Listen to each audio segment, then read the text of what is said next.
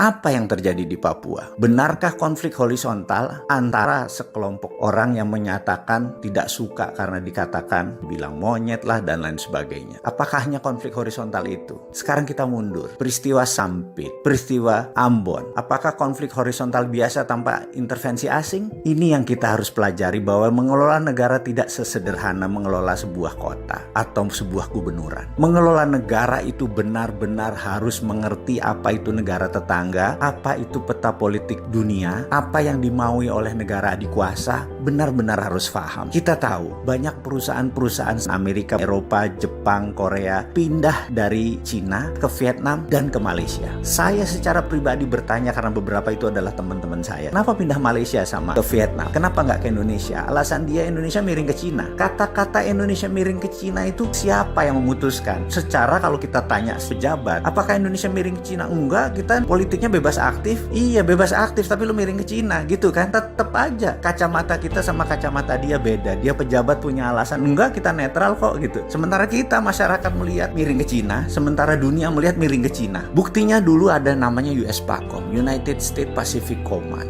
US PACOM itu adalah seluruh wilayah Indo-Pasifik termasuk Cina. Kemudian karena Cina mempunyai strategi obor di mana 2/3 dunia di bawah obor, One Belt One Road, maka sepertiga dunia terutama sisi Indo-Pasifik buat namanya Indo-Pasifik. Indo-Pasifik adalah sebuah wilayah minus Cina. Kalau dulu Pacific Command adalah semuanya termasuk Cina. Sekarang minus Cina. Lalu Indonesia ditawarin, mau ikut Indo-Pasifik nggak? Apa jawaban Indonesia? Kami netral. Itu artinya nggak mau sama Amerika, tapi miring ke Cina. Itu persepsi dari Amerika. Sementara kalau kita bebas aktif adalah kita miring ke Cina juga, ya miring ke Amerika juga, miring ke Korea Selatan juga, miring ke Jepang juga. Itu baru namanya bebas aktif, bukan ke salah satu. Sehingga marahlah teman-teman Indo-Pasifik. Apa yang dilakukan? Sama seperti yang lalu-lalu. Digoyanglah, pasti digoyang, pasti diintervensi. Teriak referendum, teriak merdeka, pasti ada yang desain. Apakah rakyat Papua yang ingin merdeka? Enggak. Yang jelas adalah Amerika ingin ngegoyang Indonesia. Itu yang jelas. Dan bagi saya, wahai pemerintah, jangan abaikan Amerika. Lobby ulang Freeport, lobby ulang Indo-Pasifik. Sebenarnya nggak bakal lepas, tapi goyangnya itu loh yang nyebelin. Sehingga kita itu tidak bisa tentrem.